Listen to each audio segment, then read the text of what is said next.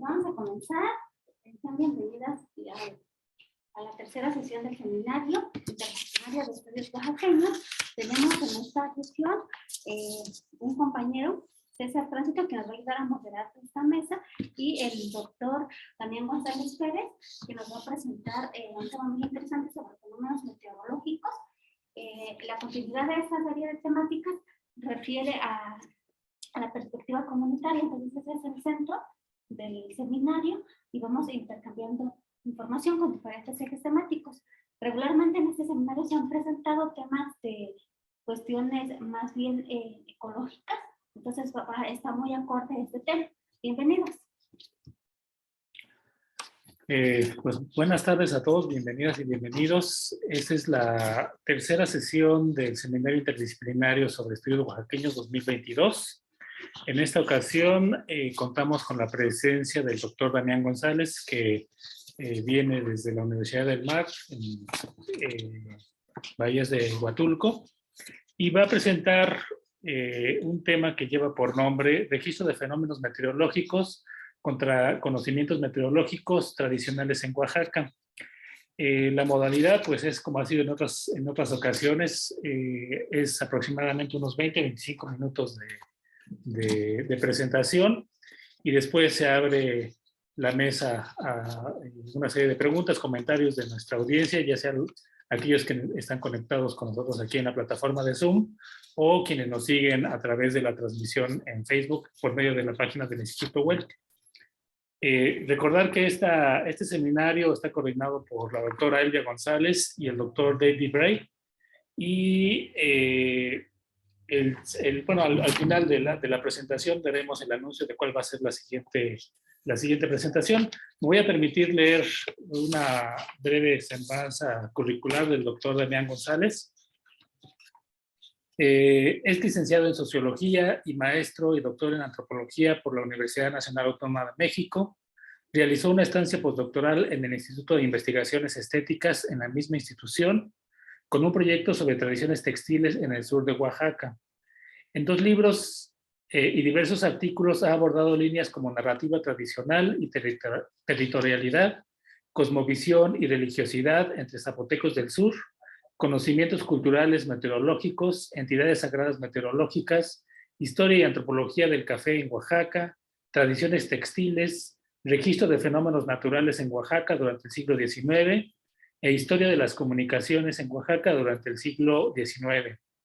Sus últimas publicaciones son El viaje de las ánimas, procesos de comunicación entre vivos y muertos en comunidades indígenas zapotecas de Oaxaca, México, la instalación de Villa de Crespo en 1849, y Son del Guajolote, ceremonias nupciales en San Miguel, Suchistepec, Oaxaca. Entonces, adelante, Damián. Bienvenido y es un gusto volver a saludarte. Buenas tardes a quienes nos acompañan por medio de la transmisión. Buenas tardes a quienes están aquí presentes. Agradezco con bastante franqueza y gusto a Elvia, a Marta, a César, por la invitación, por la consideración para participar en este otro evento, en este seminario. Bueno, antes de comenzar, es conveniente hacer algunos comentarios. Uno de ellos, que cuando me hicieron la invitación para participar en el seminario, pues yo con franqueza dije que en este momento no estaba desarrollando algo vinculado con una perspectiva comunitaria o participativa, incluyente. Sin embargo, envié 2 propuestas y esta fue la que se consideró que podía aportar más al seminario. Entonces, en ese sentido, voy a hablar de 3 cosas o de 3 momentos diferentes con la intención de entender algunos momentos en los que diferentes formas de conocimiento, en particular de la concepción en torno a fenómenos meteorológicos en Oaxaca, se vuelven contrastantes.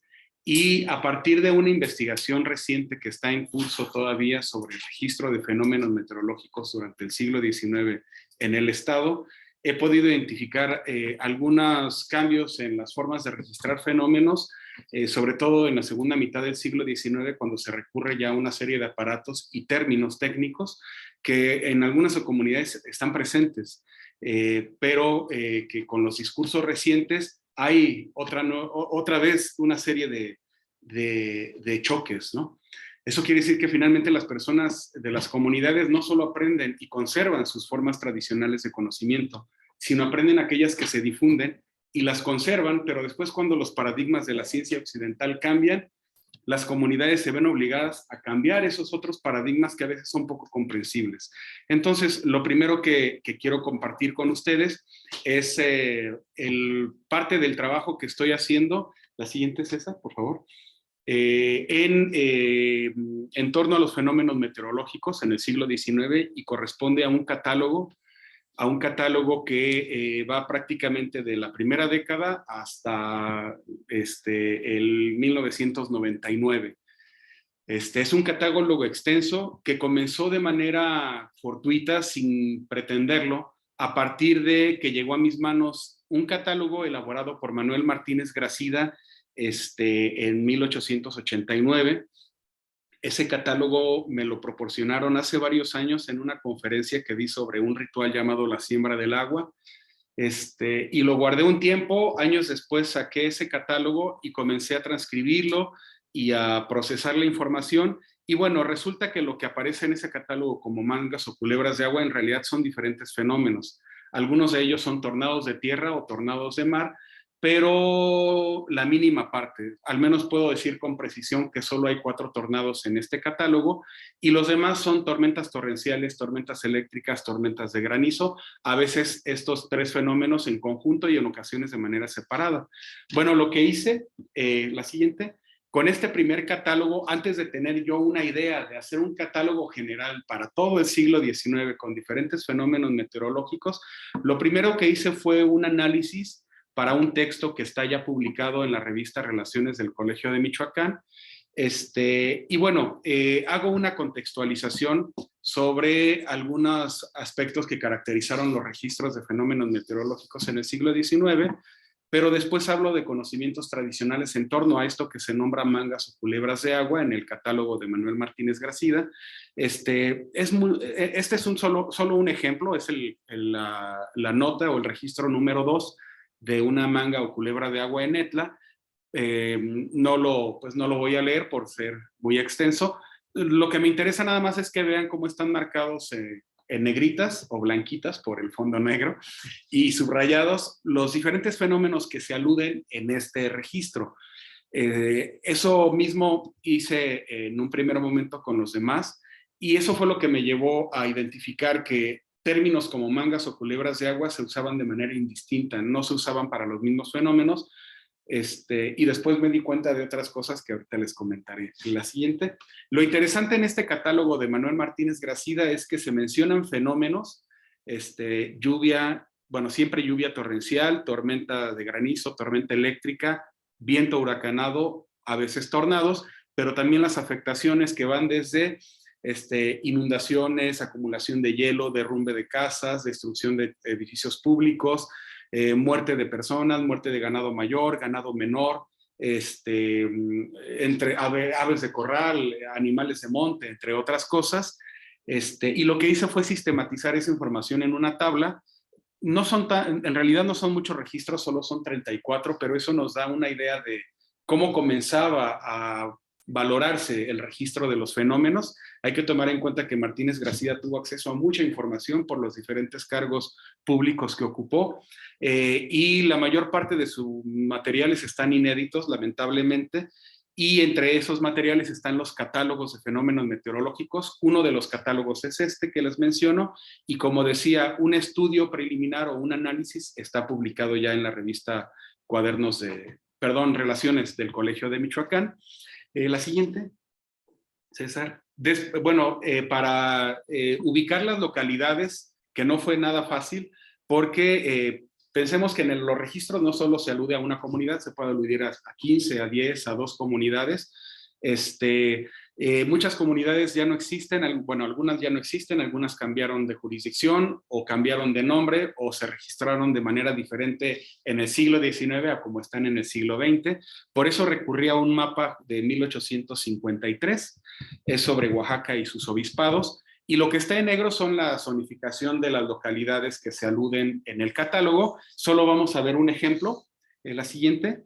Esta es, por ejemplo, del área cercana, bueno, entre Jutla y Tlacolula, y ya en los recuadros negros están específicamente localidades de esa zona que se mencionan en el catálogo, pero lo mismo pasa con comunidades que están del lado de la Mixteca, en la Cañada, en la Sierra Norte, entre otras. La siguiente. Bueno, después de ese primer trabajo, decidí hacer una búsqueda en información, en materiales hemerográficos. Primero en la biblioteca Francisco de Burgoa, en la Hemeroteca Brioso y Candiani, después en el acervo de la Hemeroteca Nacional de México, que es la hemeroteca digital, y al final en la hemeroteca digital de la Biblioteca Nacional de España, que afortunadamente también tiene digitalizado la mayor parte del material, y preparé un segundo trabajo, pero como decía, con información hemerográfica y ya no del catálogo de Martínez Gracida. Estos registros van de 1861 a 1925, me salí del siglo XIX, pero es lo que en ese momento tenía de información. Fueron pocos catálogos porque para ese trabajo solo contemplé el material de Martínez Gracida. Elaboré un capítulo del libro, aún está en prensa o en edición. Ese proceso a veces puede tardar de 5 meses a 6 años. No sé cuándo se vaya a publicar ese libro, pero bueno, la información está en una base de datos y ahorita les voy a hablar de ese otro proyecto. La siguiente.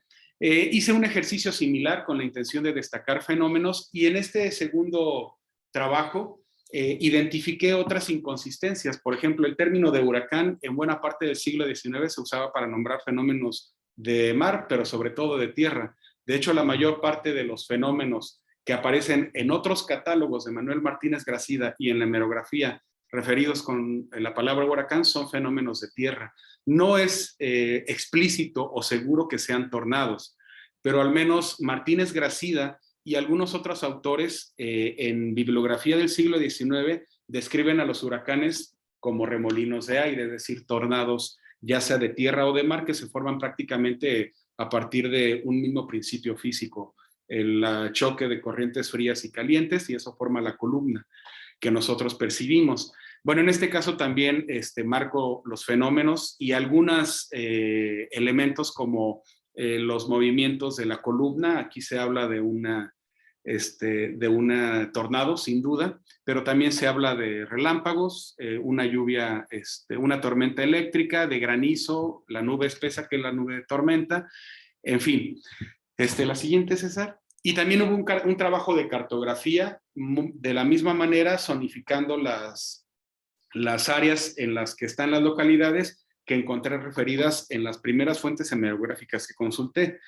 Después de eso decidí hacer algo que está en proceso, es un proyecto bastante fuerte y yo espero que aporte no solo a la historia, a la antropología, sino también a las ciencias naturales. Es un catálogo de fenómenos meteorológicos durante el siglo XIX en Oaxaca y hasta ahorita los acervos que he trabajado, que he revisado son el de la Hemeroteca Nacional Digital de México, la Hemeroteca Manuel Brioso y Candiani, que esa no la he terminado, está todavía en proceso la revisión.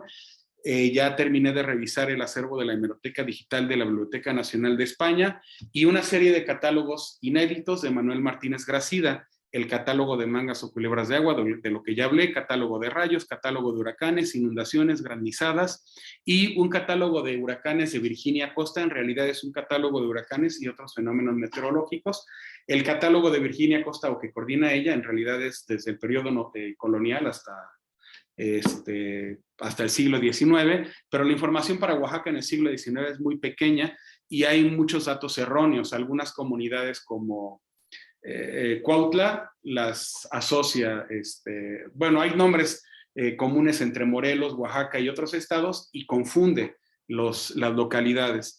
Entonces retomé esa información haciendo correcciones y justo hace unos días comencé a revisar uno de los fondos de la Biblioteca General de Oaxaca, de la GEO, y yo creo que voy a esperar al envío para la publicación de este catálogo para agotar esa sección que tiene que ver con los distritos en el siglo XIX, y eran informes que enviaban las autoridades de los distritos a la Secretaría de Gobierno de Oaxaca durante todo el siglo XIX, y en los 3 días que llevo revisando, pues han salido muchas cosas.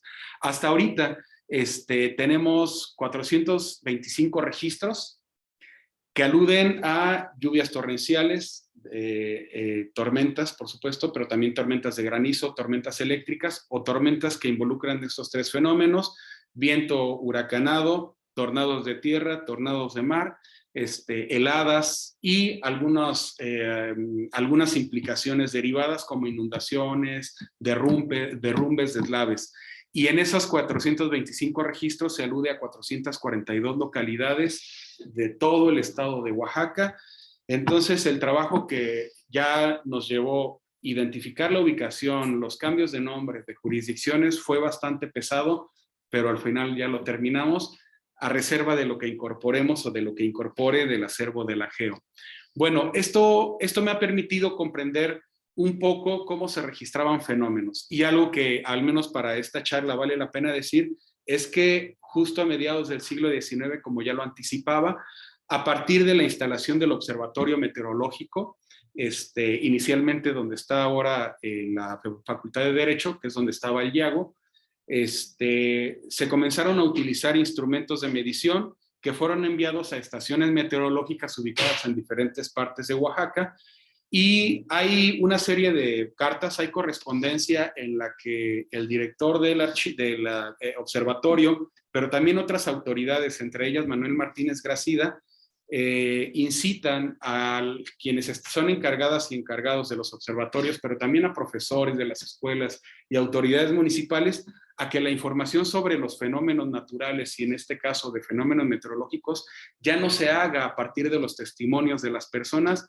sino específicamente de la medición de instrumentos, porque asumían que seguir valiéndose de los testimonios iba a limitar el desarrollo y la ilustración del estado oaxaqueño y de su población.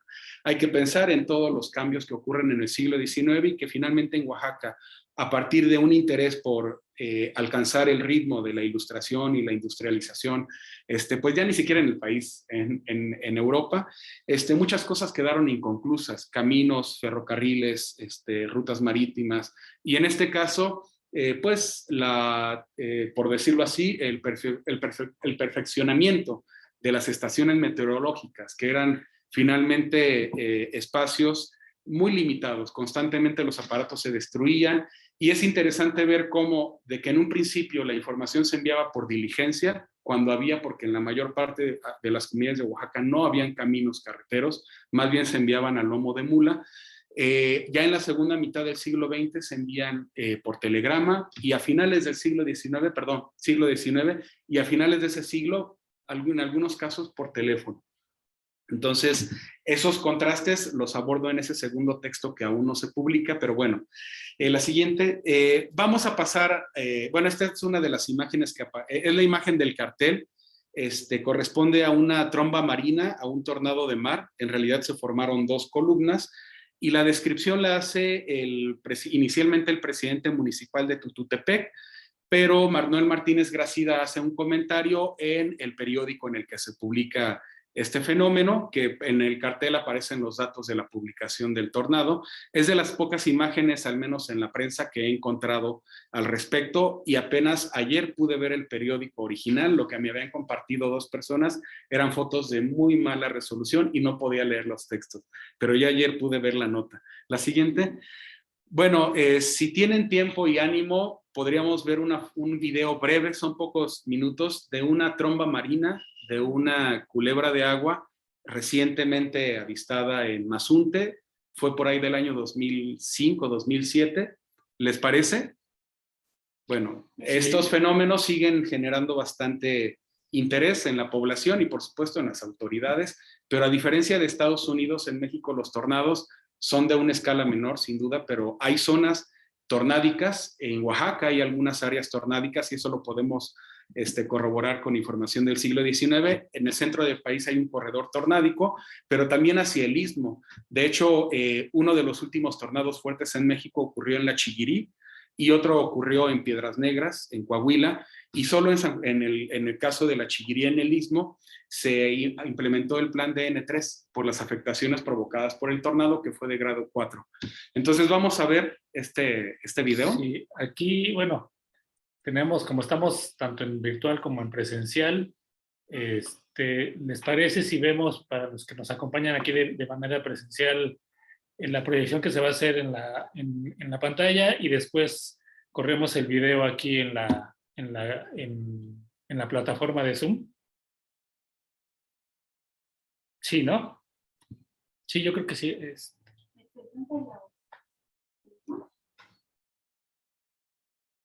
¿Está en la presentación? Sí, es la siguiente diapositiva. Ahí está.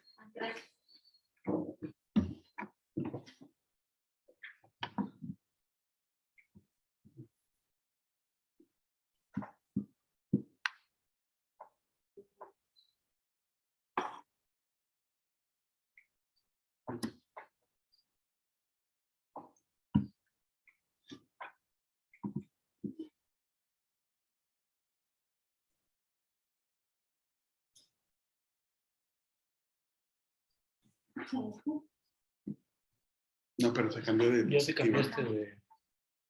Bueno, si falla mucho ya. Si imprimes acá, con el curso.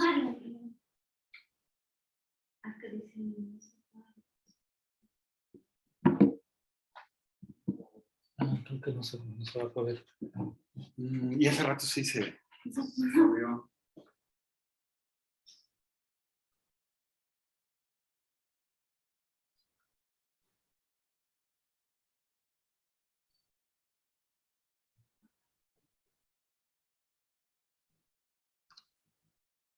No, no se puede.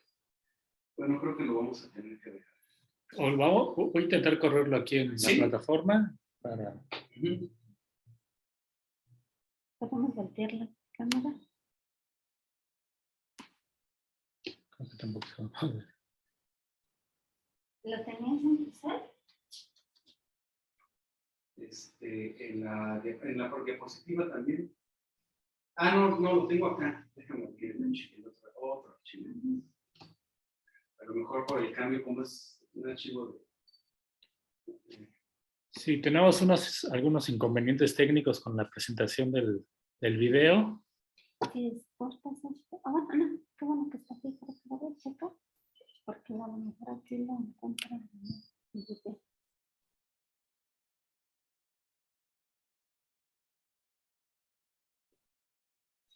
Unos segundos, estamos tratando de correr el video.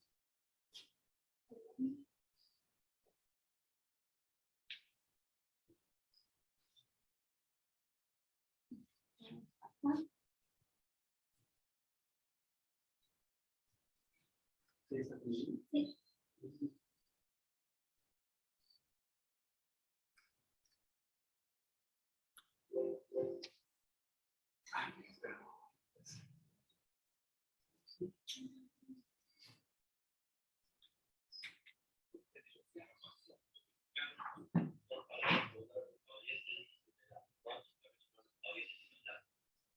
Entonces, tú cuando yo me mando a tomar, ¿qué es lo que dice? Me dice,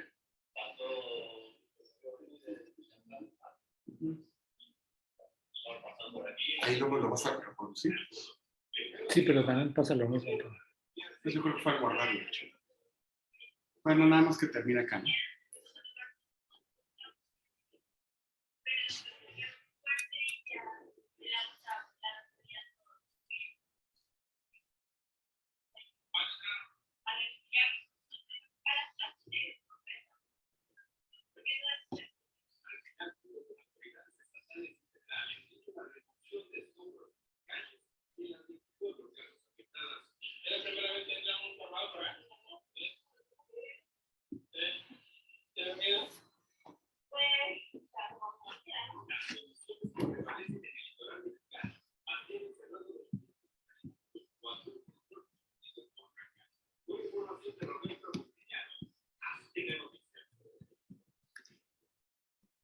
Ahora en la otra presentación.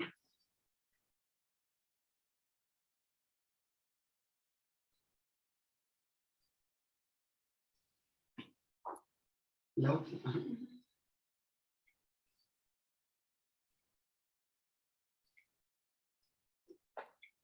Sí.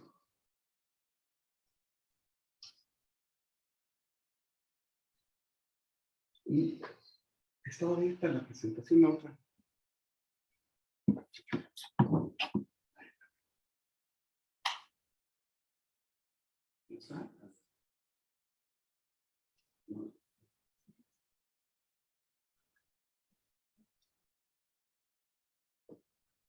¿Continúo yo?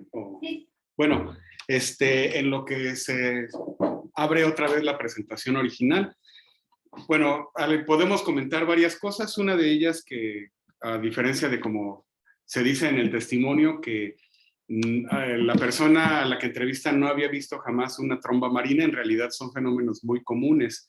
Y no solo en el mar, y en diferentes partes de la costa de Oaxaca, de Chiapas, Guerrero. En tierra también hay el registro, o los registros son abundantes. En este caso no fue un tornado muy intenso, pero sí provocó desde temor, curiosidad, algunos daños en casas, sobre todo casas con techos de lámina, de palma.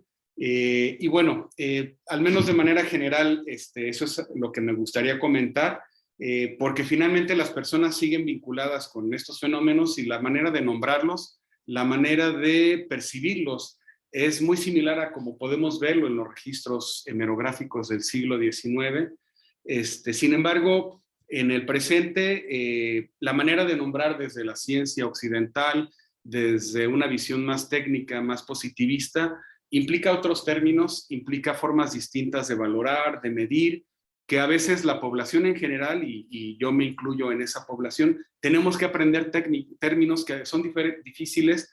Tenemos que entender la realidad o el entorno de manera distinta. Sin embargo, en las comunidades, sobre todo en aquellas que han habitado en el mismo espacio durante siglos, conocen su entorno, comprenden los fenómenos que hay ahí.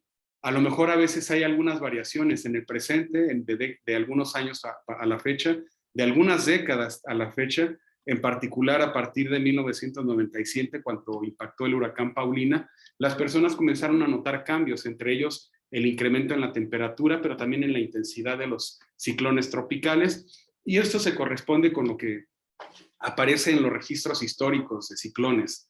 Sin embargo, la comprensión del entorno es muy clara. Necesitan comprender el entorno, si no, no podrían pescar, no podrían cazar, no podrían cultivar, no podrían construir una casa, no podrían permanecer en el mismo contexto. Bueno, desde la óptica, desde la lógica, desde las cosmovisiones y las prácticas culturales de comunidades, bueno, sobre eso he hablado ya en varias ocasiones, he escrito varias cosas. No nos detendremos mucho aquí para no ser repetitivo, para aprovechar un poco el tiempo. Solo destacaré algunas cosas. Una de ellas, que desde la mitología, y es una mitología o complejo mítico compartido con diferentes culturas mesoamericanas, la morada de los dioses de la lluvia aludía a los fenómenos que las personas perciben, que nosotros percibimos. Principalmente viento, granizo, descargas eléctricas y lluvia. Y estos elementos aparecen en la narrativa de comunidades actuales, de comunidades contemporáneas, no solo comunidades zapotecas, comunidades mixtecas, comunidades mijes, ICOB, bueno, seris en purépechas, totonacas, tene, en diferentes regiones del país. Los mitos de los dioses de la lluvia me parece que pueden considerarse como una suerte o una forma de registro que trasciende el tiempo. Ajá. Y uno de los referentes o elementos que a mí me ha llamado más la atención y que uso con mucha frecuencia y que aludo a él en diferentes presentaciones y algunos textos, es un fragmento de un texto que publicó Wilfrido Cruz en la primera mitad del siglo XX, en la década de los 30, me parece, en el libro Oaxaca Recóndita, que sin duda es un clásico. Desafortunadamente, Wilfrido Cruz, así como otros autores regionales, no hablaban de las fuentes de las que obtenían información.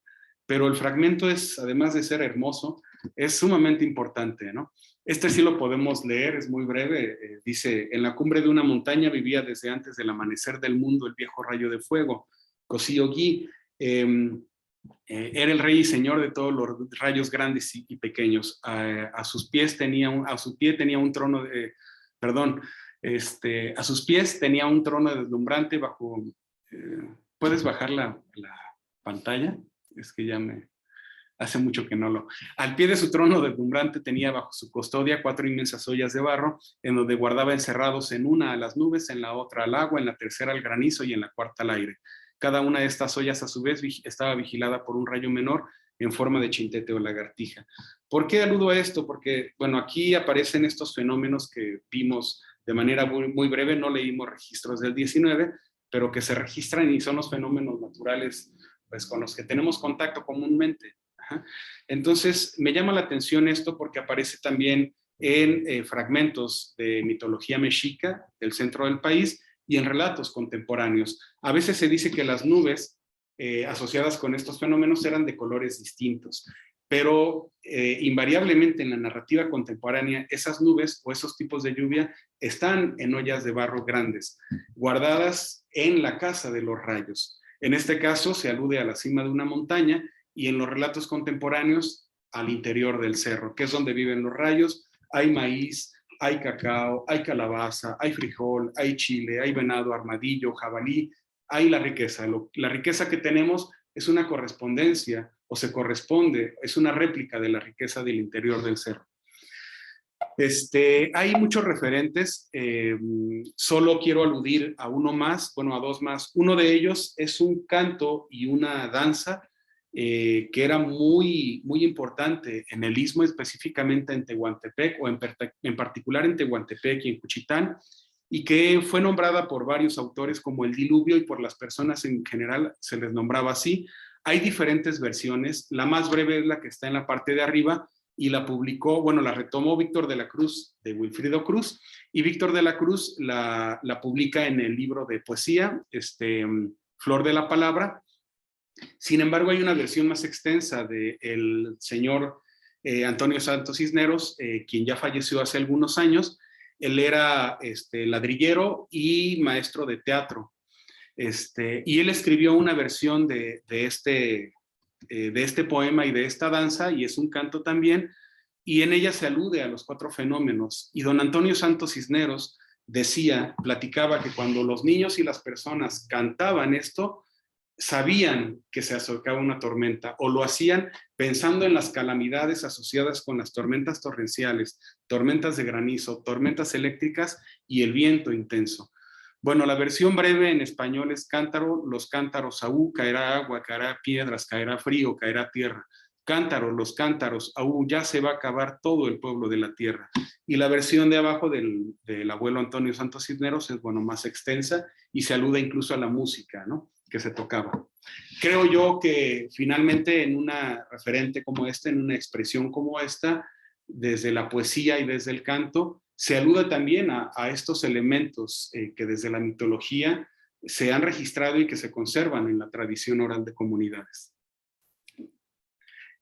También este es otro referente al que suelo recurrir, pero hay muchos otros. Es una ofrenda encontrada en San José Mogote. En la parte de atrás hay 4 personajes con máscara de cosillo, que fue registrado por Fray Juan de Córdoba como el dios del rayo, y han sido interpretados estos 4 personajes como los ayudantes del rayo que dispersan los diferentes tipos de lluvia por el mundo. Pero estas alusiones a 4 formas de lluvia son frecuentes, perdón. Esta es una tal vez de las más interesantes porque es muy temprana, es de San José Mogote, ni siquiera es de Monte Albán. La siguiente.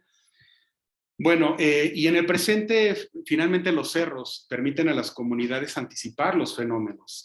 A partir a veces de la forma de las nubes que se genera en torno a ciertos cerros, no todos, algunos, las personas pueden anticipar algunos de estos fenómenos que ya mencionamos. En este caso estamos viendo el cerro de San Marcial o Solotepec, en realidad se llama Cerro Almud o Cerro de la Piedra del Almud, y varios pueblos colindantes interpretan las nubes para anticipar lluvia torrencial, granizo, tormentas eléctricas, viento, a veces sequía, granizada, helada, en fin, ¿no? Bueno, algo importante, y ya nos vamos a acercar a la última parte, todavía hay tiempo, creo que ya, ¿verdad? No sé, Bueno, algo importante antes de hablar de un contexto específico, que es en el que yo me encuentro ahora, en Huatulco. En Huatulco también hace aire. Hay que tomar en cuenta que en general Oaxaca es a nivel mundial es el lugar donde más personas mueren por rayos en el mundo. No es el país o la región donde más rayos caen, es como el quinto o sexto, pero todos los países con mayor incidencia de rayos están sobre todo en el Ecuador, por cierta lógica, características geográficas, pero en el caso de la zona de la que hablamos, junto con la colindancia entre Michoacán, Estado de México y Guerrero, son las dos zonas a nivel nacional donde más descargas eléctricas caen y donde más personas mueren por rayos. Además de eso, la incidencia de rayos durante la temporada de lluvia es equivalente es muy similar a la incidencia de rayos durante la temporada seca en esta zona en particular. Y al menos desde algunos estudios de meteorólogas y meteorólogos de la UNAM, en una de las pocas regiones en el mundo donde se han podido registrar rayos secos con precisión, es esta, la zona justo de los zapotecos del sur, que se comparten con comunidades y grupos étnicos del Istmo. Además de eso, la cantidad de descargas eléctricas que caen en mar y que casi siempre son menores en otras partes del mundo, es muy cercana a la cantidad de rayos que caen en tierra, es decir, en la zona continental. Hay una serie de factores que favorecen la incidencia no solo de descargas eléctricas, sino de otro fenómeno del que vamos a hablar también, que es la nube cumulonimbus, que es sumamente importante. Pero en el caso de las descargas eléctricas y del rayo, que es la entidad sagrada más importante no solo para Zapotecos del Sur, sino para otras regiones y grupos étnicos, esta zona en particular tiene una barrera natural y lo podemos ver. La zona en blanco son los cerros Nubeflán, Queyelac y cerros cercanos. Esa barrera natural implica que los vientos cálidos que penetran desde la costa se eleven cada vez más rápido y eso favorece la formación de nubes de tormenta, diferentes tipos de nubes de tempestades. A diferencia de otras zonas del Pacífico oaxaqueño, incluso de Guerrero, la zona montañosa, perdón, la ubicación o la distancia entre esta zona montañosa y la costa es muy cerca, es muy reducida. Pensemos que la cima del Cerro Nubeflán, que es el cerro más alto de Oaxaca y está en la Sierra Sur, está solo a 50 kilómetros en línea recta de la costa de Oaxaca. Entonces, la formación de nubes de tormenta son bastante frecuentes y pueden ser descargas eléctricas sin lluvia, pueden ser tormentas de granizo, puede ser viento, en fin. Además de eso, el hecho de estar en una zona interoceánica, de estar en una zona ísmica, de estar en el Ecuador, favorece la formación de fenómenos meteorológicos, pero en este caso también la complejidad orográfica es un factor importante, ¿sí? Por supuesto que aquí estoy hablando de un área en particular y no de todo Oaxaca. La siguiente. Bueno, esta es otra perspectiva que nos permite también identificar la cercanía de cerros muy altos, cerros nevados, con respecto al mar y cómo hay una barrera natural. Y por eso es que en las comunidades de la Sierra Sur y la costa de Oaxaca, hacia el Istmo, en la zona Icod, pero también hacia la zona de la Mixteca, en la zona Chatina, el rayo es la entidad más importante, porque el rayo tiene una presencia física absoluta. Es la tierra del rayo. Ajá. Por eso los hallazgos desde la ciencia occidental hablan de una presencia muy peculiar, no solo a nivel nacional, sino a nivel mundial, del rayo en esta zona, de descargas eléctricas, perdón. La siguiente, bueno, este es otro mapa, solo es para aludir a un corredor natural por el que fluyen los vientos que penetran del Golfo y del Pacífico, y por eso es que, por ejemplo, entre los ICOP, los vientos del sur y del norte tienen una relación estrecha con ciertos fenómenos. Los vientos del sur son los intempestivos. Para comunidades zapotecas o mixtecas o chontales de la costa, también todos los vientos del sur son los vientos del sur son intempestivos porque son los que van a provocar las turbulencias al chocar con los vientos del norte, ¿sí? Que están en la parte alta y ya hablamos de eso. La siguiente. Bueno, este es otro elemento importante que también me ha llamado la atención, es la nube cumulonimbus. Desde la información geográfica, biológica, en fin, meteorológica, de esta nube cumulonimbus que tiene forma de coliflor que se eleva hacia arriba, derivan con mucha frecuencia tormentas torrenciales, tormentas eléctricas, tormentas de granizo y viento. Incluso muchos tornados pueden derivar de la nube cumulonimbus. A veces con ánimos de comprender de manera distinta, de reflexionar más sobre la narrativa de comunidades zapotecas y de otros grupos étnicos del país, no solo zapotecos, cuando se habla de la casa de los dioses de la lluvia y se alude a las cuatro ollas que están resguardadas, perdón, las 4 tipos de lluvia que se resguardan en ollas de barro, yo pienso en la nube cumulonimbus. Y yo supongo que cuando las personas veían al cielo y avistaban la nube densa, oscura, como columna, y a veces de ella se desprenden nubes con una forma horizontal, sabían que era la nube de tormenta. Y esta es la nube de tormenta, es la nube de tempestades. La siguiente.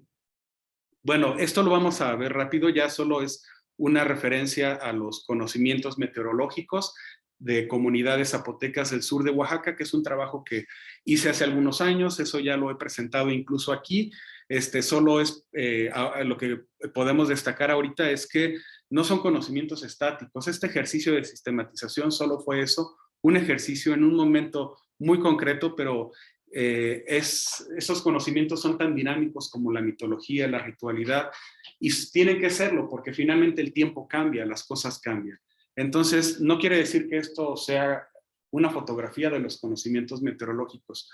Fue un ejercicio de registro en varias comunidades durante varias temporadas de trabajo de campo, pero se puede modificar, ¿no? Bueno, en la publicación inicial donde aparece esto, que es la tesis de doctorado y que se publicó como libro, aparecen los nombres científicos de animales asociados con los pronósticos del tiempo. Hay fenómenos que se permiten anticipar otros fenómenos, hay momentos específicos en los que se hacen lecturas, además de la interpretación del tiempo en cualquier momento, y los fenómenos que se anticipan, ¿no? Pero bueno, no nos vamos a detener en eso que ya es, si no, ya se van a aburrir Elvia y César, que ya me han visto hablar de esto.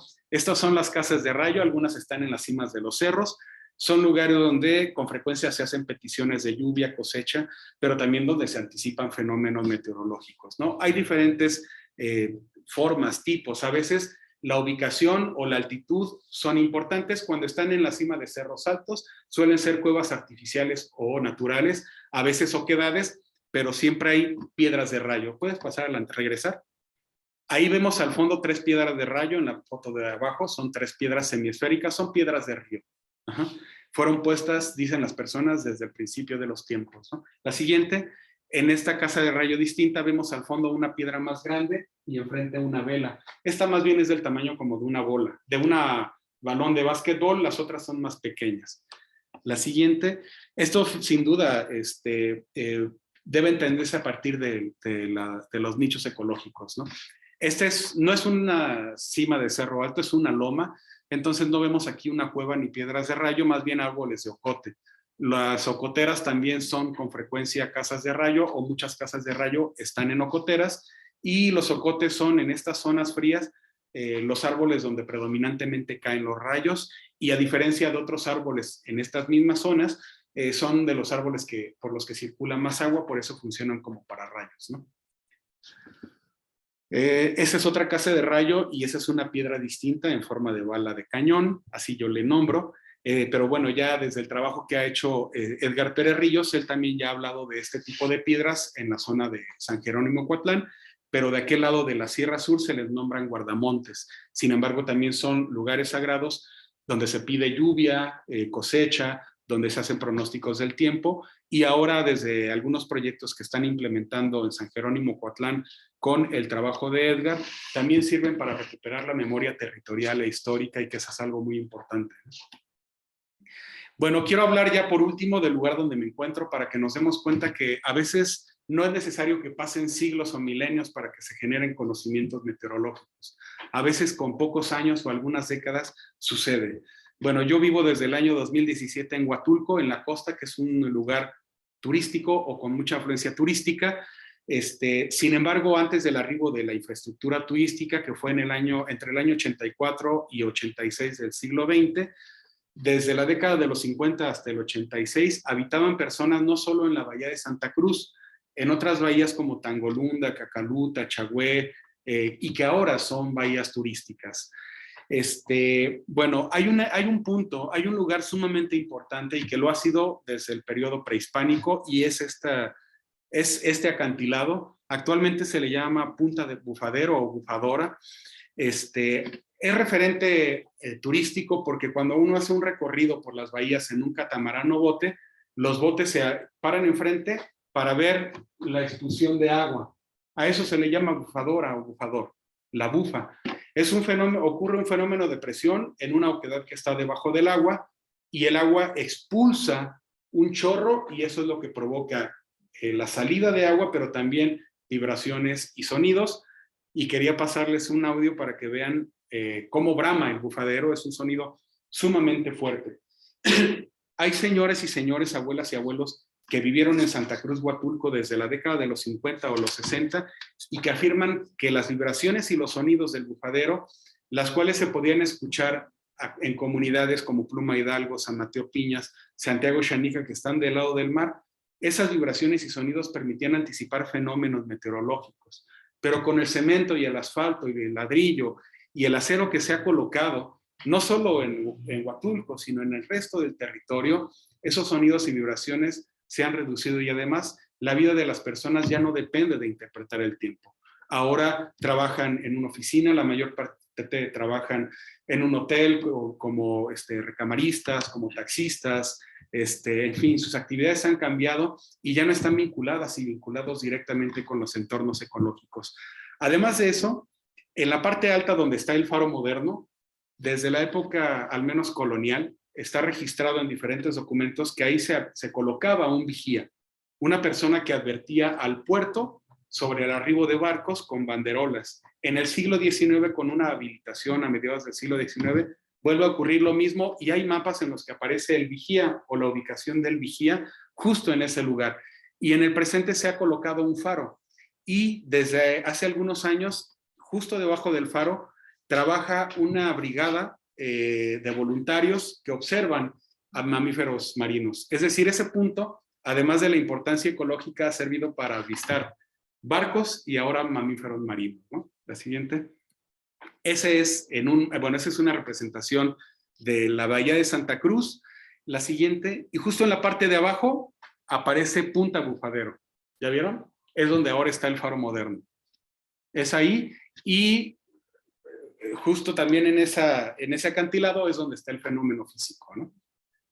La brama, que le llaman. Estas son fotos del espacio de la bahía con diferentes cambios desde 1986 hasta el 2019, y esos cambios están asociados también con la pérdida de conocimientos meteorológicos o ecológicos en general. En la primera foto, la de la esquina superior izquierda, hay una laguna. Esa laguna ha sido descrita desde el periodo novohispano, en el siglo XIX, y para las familias que llegaron a partir de los 50, el comportamiento de la laguna permitía también anticipar fenómenos meteorológicos. Sin embargo, con el arribo de Fonatura en el 87, comienza a abrirse una dársena, se deseca la laguna, se escarba para abrir una dársena. En el 89 se abre completamente de la dársena, y después está lo que conocemos actualmente con botes, catamaranes, en fin. Sin duda, esos cambios ecológicos han alterado los conocimientos que ya no se conservan de manera práctica solo en la memoria de algunas abuelas y abuelos. Esa es otra foto de la bahía. Si nos acercamos, logramos distinguir el agua de la laguna, se ve como un espejo, y aquí está. De hecho, me voy a la siguiente, Elvia. Si ponemos un poco de atención, aquí se desparramó agua que baja de arroyos en temporada de lluvia. Todo esto está lleno, y a veces cuando había un temporal fuerte, se rompía la barra y la laguna se unía con el mar, o el mar entraba a la laguna, ¿no? La siguiente. Bueno, este es otro cambio importante y drástico. No es en la bahía de Santa Cruz, sino en Chagüé. En Chagüé, a diferencia de Santa Cruz, además de haber una laguna, había manglar, había pantano. Bueno, en esas fotos se ven las raíces del manglar, cómo se están extrayendo. allá se ve el manglar. Y era una laguna mucho más grande. Se quitó el manglar, se desecó la laguna y se abrió se construyó una dársena, después se construyó un estacionamiento y después un bulevar, y cerca de ahí está el Chedraui. Pero de ese lado se sembraba de humedal. En Santa Cruz, Huatulco, hubo 2 técnicas de cultivo, de temporal y de humedal era del lado de la bahía de Chagüe, y a la técnica de humedal la llamaban chagüe. Y el término chagüe se usa incluso todavía en la Mixteca de la Costa para aludir al cultivo de humedal. Esta es otra foto, aquí se aprecia mejor la raíz del mangle, que se está extrayendo. Y aquí ya se ve un mirador moderno de este lado. Bueno, así como estos cambios, hubo muchos otros drásticos y no se midieron los impactos ecológicos, desafortunadamente. En un proyecto no formal, pero en el que he estado trabajando, he documentado la percepción de las personas sobre estos impactos, ya no solo ecológicos, sino también en términos sociales y culturales. Y es interesante y es importante que haya personas que conserven la noción sobre aquellos conocimientos que ya no son vigentes, desafortunadamente. Y bueno, estamos ya por terminar. Otro trabajo que estoy haciendo a ratos, porque hay varias cosas en proceso, es un ejercicio de fotografía retrospectiva. La foto que estamos viendo abajo no es la misma perspectiva exactamente que la de arriba, es un poco recorrida hacia la derecha, pero el cerro que está del lado izquierdo, que es Punta Santa Cruz, es exactamente el mismo. La foto de arriba es de principios de la década de los 60 y la foto de abajo es reciente con un crucero. Las personas que están arriba, en la foto de arriba de los 60, seguramente fueron trabajadores de las fincas de café que bajaban sobre todo en Semana Santa para pasar algunos días con los dueños de las fincas y las familias. Bueno, muchas gracias.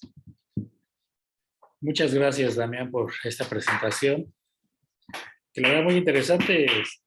Estamos excediendo el tiempo ya de la presentación, pero no, la verdad no quisimos interrumpir tu presentación porque sí nos parece importante, porque este material que estás presentando de las fotografías, creo que lo habías mencionado alguna vez, pero ya no, sin esta comparativa. Entonces, es como muy interesante ver estos cambios que, pues sin duda sí tienen impactos tanto en la ritualidad, como lo hemos vivenciado de manera presencial, sí, como claro, en el aspecto social, y que sigue vigente, porque apenas leí una nota, no sé si tú la compartiste, de el nuevo centro de convenciones de Huatulco, precisamente creo enfrente de Chagüe. en Chagüe. Entonces, pues son cambios de arquitectura que se siguen dando en este contexto. Entonces, pues vamos a abrir los micrófonos y los comentarios.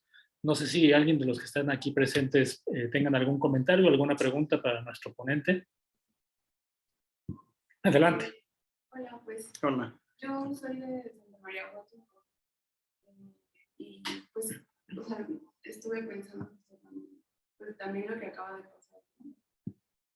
El contexto del huracán, se está viviendo todas estas afectaciones y sí como que yo había visto también los tornados, sí, las trombas. Ajá, y o sea, sí se me hizo como muy pues eso, ¿no? Saber que, bueno, por ejemplo, yo recuerdo mucho que mi abuelo me hablaba de cuando fue el huracán, ¿no? De ese momento, y como que ahora a mí, en mi generación, digamos, nos toca vivir más fuerte este último huracán. Pero pues ya verlo así también como en esta como retrospectiva histórica desde todos estos registros, y que justo como lo mencionas con todos estos cambios, ¿no? Pues como si uno va perdiendo todos estos como formas de saber que la cámara. Ah, sí. Para que se escuche mejor. Ah, ok. Y sí, eso se me hizo como muy importante también, esta parte como sonora que abordaste, ¿no? Como por ejemplo lo de la bufadora. Como que yo recordaba un poco algunas de eso que se contaba, pero eso, por ejemplo, también me impacta mucho, ¿no? O sea, cómo con sonidos también se podían, como los temblores, ¿no? O sea, que también en el 2020 también hubo un temblor muy fuerte, que justo fue en Santa Cruz, ¿no? El epicentro, y cómo todo eso está así muy, muy vinculado, pero siento que, por ejemplo, ahorita que fue lo de este último huracán, ya siento que había más ese como desprendimiento de todas estas cosas que ya venían pasando, pero que ahora como que ya no se ligan, ¿no? O sea, ya no hay como esa tanta, no sé, como el saber que todo eso pues es parte de, ¿no? Y ahora cuando fue el huracán o el día más fuerte, pues como que se agarró también un poco como de, no sé si desprevenidos, pero como más así el impacto, ¿no? Como de un momento a otro, entonces pues sí, o sea, yo por ejemplo viendo estas fotos digo, no, pues sí, o sea, es muy fuerte y que en realidad no han sido tantos años, ¿no? O sea, desde 85, 86, pero que las repercusiones que tuvo ahorita, pues sí fueron como mucho más fuertes, ¿no? En varios sentidos. Bueno, eso. Luego tenía otra duda, que era, Cosío, entonces también es el nombre para el dios del rayo, también en Zapoteco de la Sierra Sur, o Sí, bueno, sobre lo primero que mencionas, qué bueno que tienes una experiencia directa siendo de Huatulco, pero podría ser de cualquier parte de Oaxaca, porque Oaxaca es tierra de temblores y tierra de fenómenos meteorológicos, pero los huracanes dan del lado del Pacífico. Sí, desafortunadamente se puede ver, yo veo puedo decir con claridad, aunque suene pretencioso, aunque suene a lo mejor presuntuoso, yo veo con claridad cómo la memoria ecológica se va reduciendo. Y tiene que ver los cambios físicos asociados con actividades económicas, pero también proyectos económicos y políticos, y que lo podemos ver desde el periodo novohispano. Eso lo he estado trabajando desde el siglo XIX a la fecha, qué proyectos se han implantado justo en la Bahía de Santa Cruz. Y el fracaso de esos proyectos impacta a la población. Pero la pérdida o la reducción de esos conocimientos hace vulnerable a la población porque no sabemos cómo actuar, y efectivamente, como lo dices, ahora muchas personas con este huracán que acabamos de vivir, muchas personas decían, estando en Huatulco o estando en otros puntos de la costa, al menos pude ir a Copalita y a Bajos de Coyula unos días antes, muchos decían, no va a tocar, no va a ser fuerte, y tocó. Bajos de Coyula se llenó al menos 2 metros de sedimento por los cambios de uso de suelo en la parte alta, pero porque las comunidades no están aprendiendo, no están actuando previamente, no estamos generando una sociedad y una educación preventiva, sino seguimos actuando de manera reactiva o inmediata. Entonces sí pegó fuerte por diferentes factores, pero uno de ellos porque no hemos implementado estrategias. Se alteró el espacio de Santa Cruz Huatulco, y eso ha implicado que en ocasiones cuando baja mucha agua de la parte alta se revienten los canales, se rompe el cemento, se rompen las paredes y se rompe la parte baja. O hay derrumbes, a pesar de que muchas personas siguen diciendo que el desarrollo, o lo que ellos llaman desarrollo, y que a veces pareciera ser que es más bien un cambio en el espacio, en el paisaje, pero no condiciones de vida. Ajá. Cuando las personas creen que ya se desarrolló un lugar o ya se transformó con cemento, ya no va a haber daños. Los hay, o puede haberlos. De hecho, en ocasiones agudizamos los desastres, porque hay casas en las laderas, porque los canales no respetaron los cauces de los arroyos anteriores, porque Huatulco es una zona en gran parte rellena con arena, porque era un suelo irregular y una buena parte de todo el terreno era de humedal o eran arroyos. Entonces, eso implica que haya tantos baches, eso implica que se suma el suelo, y no hubo un estudio de factibilidad para encontrar los materiales o las formas idóneas para construir calles, casas, y si los hubo, no los siguieron, ¿no? Y van a seguir habiendo muertes. Lamentablemente van a seguir habiéndolas. Hay otro proyecto en el que trabajamos una compañera, la profesora Linda, el profesor Nahui Olin y yo de la UMAR. Es un proyecto de divulgación, se llama Mirar al Sur. Semanalmente publicamos notas sobre patrimonio histórico, cultural, ecológico del sur de Oaxaca. Y en algunas de las ocasiones, a partir de estos datos con los que estoy trabajando, he publicado ya, he generado rastreo de huracanes con diferentes fuentes. De hecho, estas dos últimas notas, el miércoles se publicó una y el miércoles anterior se publicó otra. Pueden buscar Mirar al Sur en Facebook y pude identificar comunidades afectadas, defunciones, la trayectoria posible del huracán, pero es muy difícil porque finalmente la información en el 19, a pesar de la intención de los gobiernos, siguió generando o siguieron prevaleciendo los testimonios, que es lo que en el presente persiste, pero ya no la memoria histórica, ¿no? El aprendizaje de Paulina se fue y ahora la gente va a volver a decir cuando venga otro huracán, nunca había pasado eso, pero siempre ha sucedido, ¿no? Y huracanes a lo mejor de categoría 4 y 5 los hubo desde el siglo XIX, pero no se nombraban así, se nombraban temporal o tempestad. Gracias. Y en el caso de Cosillo, Cosillo o Cosijos, mucha gente lo pronuncia Cosijo porque así se le escribió, pero la J en el periodo colonial representaba una I larga, y además a la J como sonido inicial no existe en la mayor parte de las lenguas zapotecas, existe como préstamo, lo que sí hay es una I larga. Entonces el sonido tal vez más cercano a lo que se registró en el siglo XIX en Tlacochahuaya por parte de Fray Juan de Córdoba haya sido Cosillo. Entonces ese fue un registro en el periodo colonial, pero en el presente, en muchas regiones zapotecas, el rayo con diferentes variantes lingüísticas, Gusío, Gusí, Uziu, Ndi, Nusí, Undi, dependiendo de si es Sierra Norte, Sierra Sur, Istmo, es una entidad común, y los complejos de la narrativa se comparten, son casi los mismos. Hay relatos que son variantes, pero este mito de la Casa del Rayo no lo compartí desde las versiones actuales, pero lo podemos escuchar en cualquier región zapoteca y más allá, casi en todo el país, porque finalmente es un mito o es un complejo mítico que se extendió en Mesoamérica, ¿sí? Y lo podemos encontrar en la zona maya, en relatos totonacas, en fin. Gracias. ¿Algún otro comentario? Marta. Bueno, mientras se animan a preguntar por Facebook o por Marta, no sé si tengan un comentario, a mí me gustaría como si pudieras profundizar en el tema de los ocotes, porque se dice mucho que los rayos se atoran, ¿no?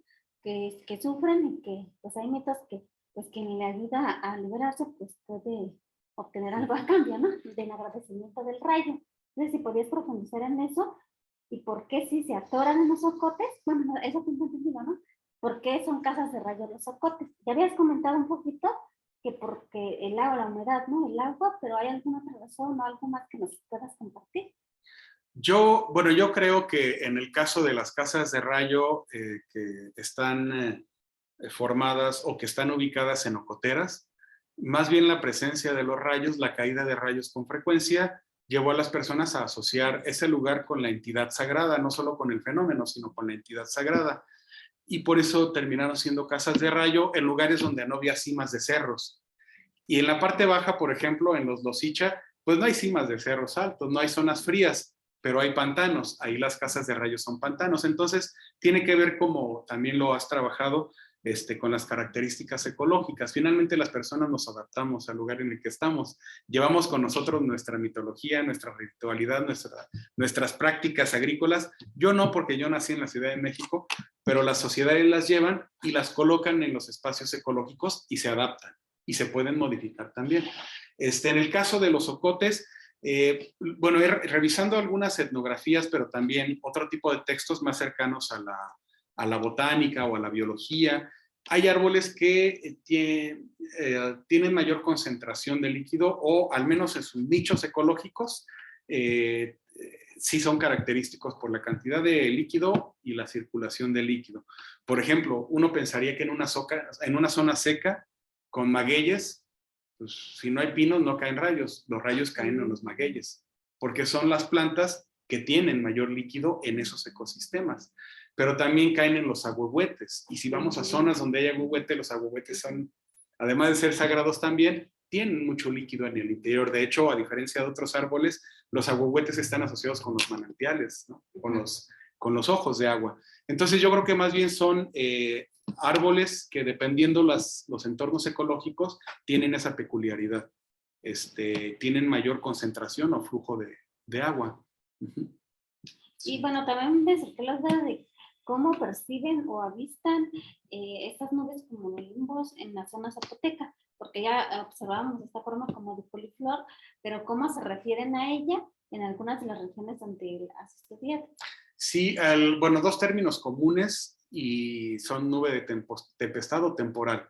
Cuando leemos con detalle algunos registros del 19 se describe la nube cumulonimbus. Se dice que la forma, a veces de columna y se elevaba hacia el cielo, y después se formó un remolino abajo y se movió en tal dirección. Entonces las descripciones a veces nos permiten identificar fenómenos específicos como la cumulonimbus. Y desde la narrativa es la nube espesa, densa. Y la nombran así. Ahora, y eso también ya lo he presentado y lo he presentado en pláticas y en textos, en 2 textos. Hay una categorización de nubes, hay muchos tipos de nubes y una de ellas es la nube de tempestad o de tormenta, que es la densa, la nube oscura. Pero también hay nube de helada, nube de granizo, nube de sequía, nube de temblor.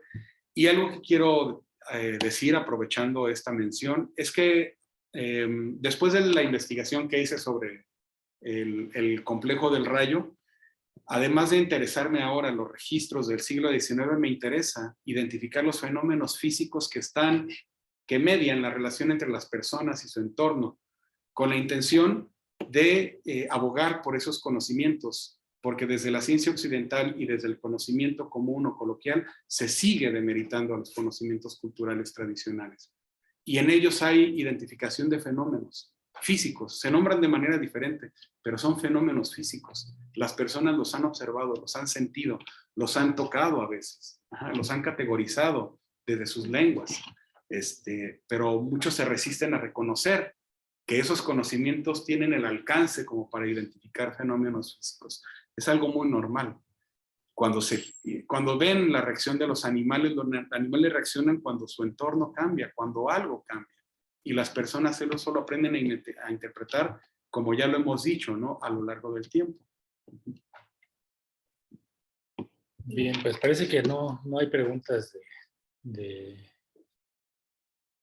Pues, yo tengo otra, pero en relación más a este contexto de la costa que decía, porque estaba esta laguna, se supone que hubo un registro, ¿no? O sea, sí hubo como una documentación hemerográfica de cómo se fue disecando cómo fue este proceso de construcción, ¿no? de la zona y la importancia de los humedales. No sé si tengas conocimiento, si nos puedes explicar un poquito más sobre el tema de los manglares y qué impactos tiene el hecho de que se haya pues esta laguna que se haya desecado para las construcciones y que lejos del conocimiento de que ya no se puede apreciar esa laguna en la actualidad, pues qué impactos ambientales ocasiona el hecho que se haya desecado y esta importancia que tienen los manglares. Bueno, en el caso de los manglares, algo que se observa en muchos contextos es que, así como con los corales, así como con acantilados y otras formaciones naturales, son barreras naturales para fenómenos meteorológicos. No solo para viento, no solo para una tormenta, sino también para ciclones tropicales. Es decir, el impacto de los fenómenos meteorológicos se reduce cuando hay estas barreras naturales. En el caso de la Bahía de Santa Cruz no había propiamente un manglar, pero estaba muy abrigada y desde el periodo novohispano, cuando se describe al puerto de Santa Cruz, se le compara, y eso pasa desde el siglo XVI, desde el siglo XVI hasta el siglo XIX, se le compara con Acapulco, se le compara con Tehuantepec en el 19, se le compara con Puerto Escondido en el 19, y se dice que a lo largo de la costa del Pacífico, el puerto idóneo, el mejor puerto, es el de Santa Cruz, porque tiene una protección natural. Cuando uno se para desde la bahía hacia enfrente, está Punta Santa Cruz, y donde está la entrega, y al fondo está el Cerro del Bufadero. Y eso también rompe al viento. el manglar estaba del lado de Tangolunda, pero al menos como no ha habido una población en mucho tiempo, pues, y como hay otras barreras naturales cercanas, no ha pegado por ahí un huracán, pero sí por Puerto Ángel, por ejemplo, ¿no? Entonces sí, son barreras naturales. Y en todo caso, los impactos habrá que medirlos en términos ecológicos, pero a partir de especies, de la propia vegetación, y yo creo que no se hizo. Y si se hizo, no se difundió la información en su momento.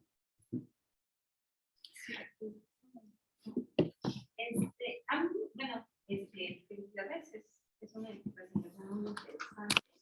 Sobre todo la transición, ¿no? De los conocimientos que, pues sí, que digo, pasó ahora con el temblor, ¿no? O sea, el ser humano, al tratar de explicar es que es septiembre y es que, ¿no? O sea, naturalmente, o sea, el ser humano, a pesar de lo que exista y de las probabilidades que son mínimas, ¿no? De que ocurra un fenómeno en una fecha concreta, en un día, ¿no?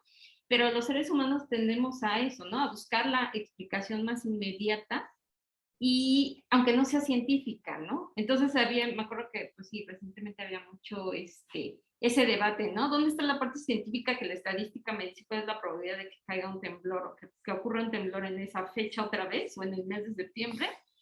Y lo que me dice a mí, ¿no? Mi creencia de que va a volver a pasar, o lo que decías de la nube de temblor, ¿no? Que de repente empieza a hacer calor en mayo y la gente va a temblar, va a empezar a temblar, porque el calor, es que hace mucho calor, ¿no? Entonces sí, es muy interesante, ¿no? Cómo estamos en esta ambivalencia, ¿no? De lo que nos dice la ciencia, lo que nos dice el propio cuerpo, ¿no? Que reacciona con miedo, y las creencias obviamente con las cuales uno crece, ¿no? Y me gustaría preguntarte sí, me gustaría preguntarte de estas entrevistas que dices que has estado realizando, porque es cierto, o sea, ahorita tenemos como todas este fenómeno, digamos, por decirlo de alguna manera, ¿no? Veo el crucero, vemos cómo está ahorita el centro de la ciudad de Oaxaca, o sea, a final de cuentas, cómo va cambiando esa percepción, ¿no? De lo que consideramos que es moderno, que es económicamente óptimo, ¿no? Pero sí, tú has estado como explorando, ¿no? Esa percepción que se tiene de pues, lo tradicional, el conocimiento, digamos, o la percepción de lo que es vivir en una comunidad no moderna, ¿no? Con todo lo que implica, pero no sé si eso por ahí es donde has estado indagando.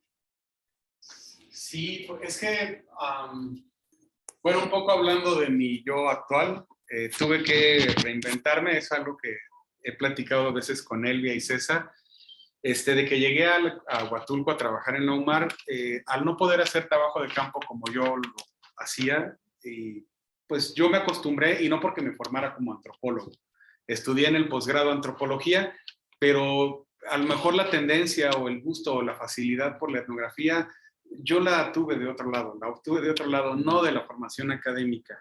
Entonces, al no poder hacer trabajo de campo ahora, tuve que mirar hacia otro lado, tuve que acercarme a otros datos y me centré inicialmente en Huatulco. Traté de comprender el contexto y eso me llevó primero a reflexionar sobre lo que implicaba un proyecto turístico, y al mirarlo de manera histórica, en el periodo novohispano fue un proyecto económico vinculado con el puerto comercial, en el siglo XIX proyecto económico también capitalista vinculado con el puerto comercial, y en el siglo XX, un destino turístico y hay un puerto, pero de cruceros.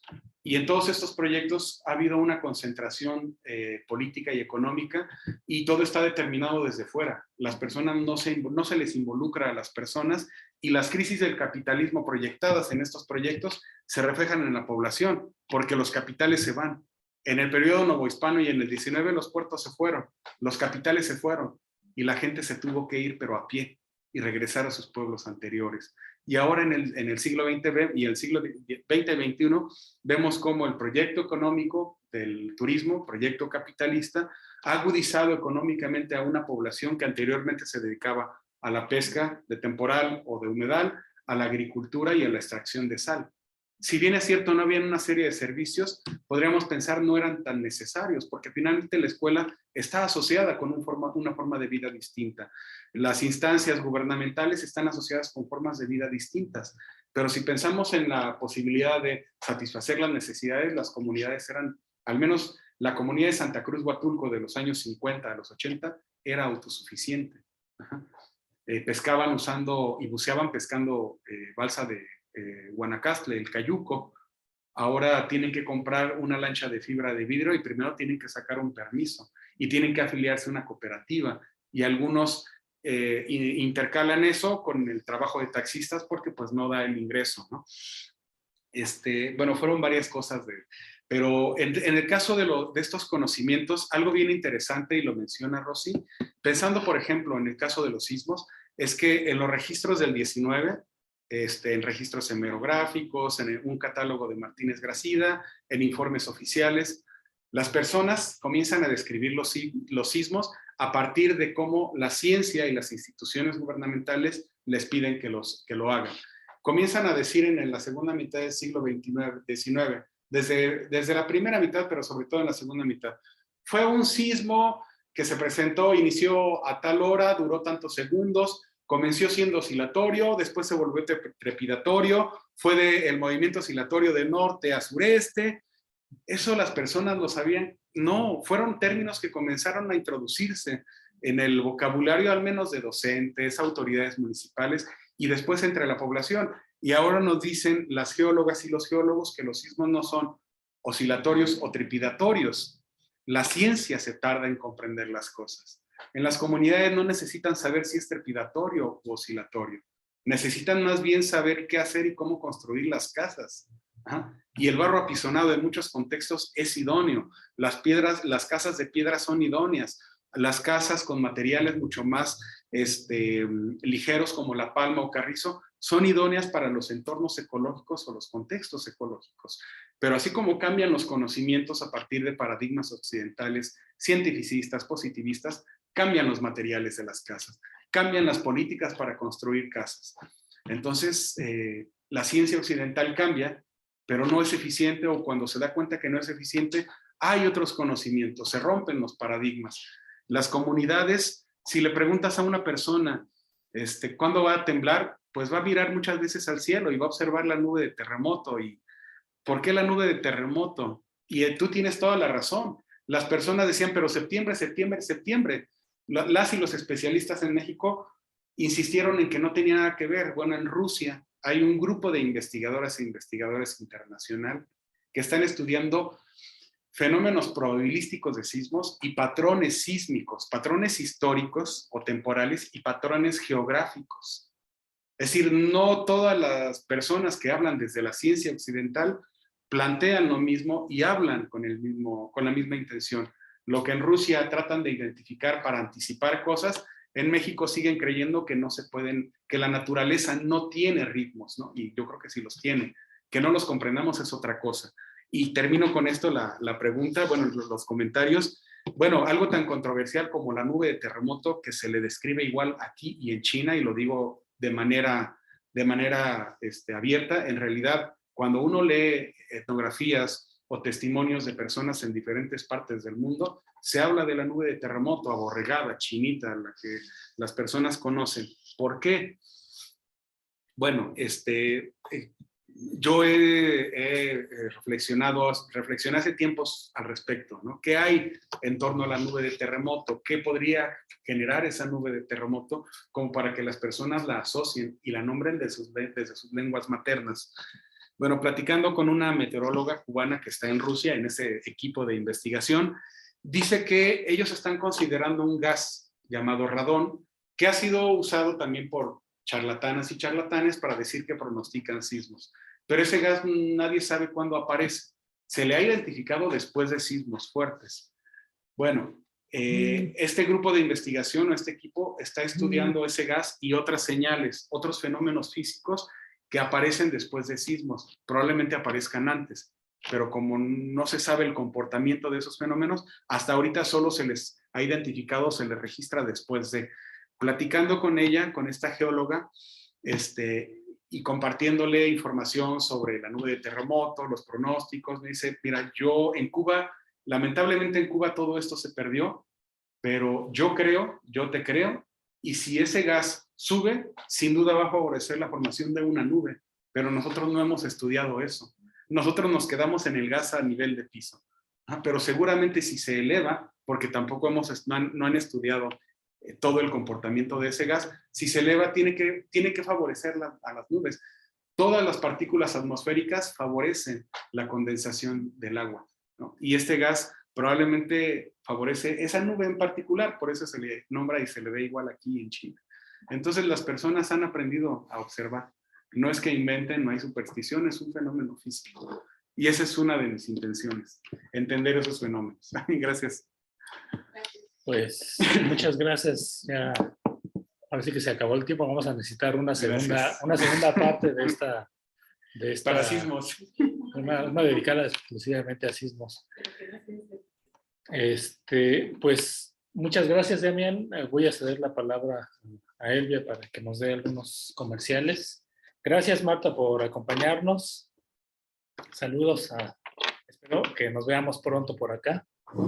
Gracias, muy bonito. Saludos a todos. Me dio mucho gusto verlos. Sí, gracias. Gracias, Marta. Bueno, como parte de los anuncios de la Biblioteca Huelqui, agradecemos pues la participación de las instancias que colaboran en este seminario, Ciencias Unidad Pacífico Sur, la Universidad de Nuevo México, que nos hace el favor de albergarnos en el Zoom, y el Instituto Huelqui para Estudios Oaxaqueños.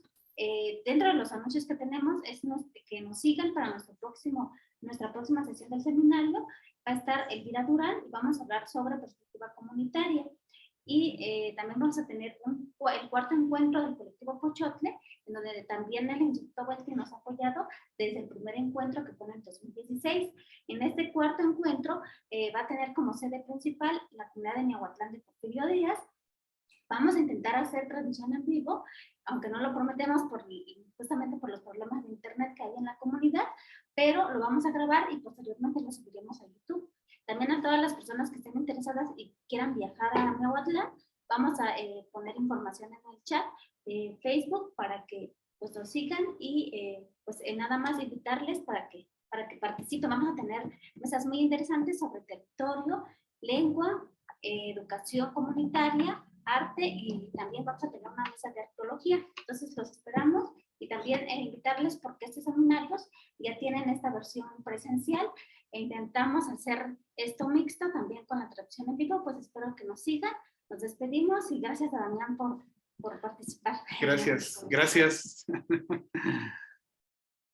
Muchas gracias. Vamos a cerrar la transmisión. Sí. Sí. Déjate.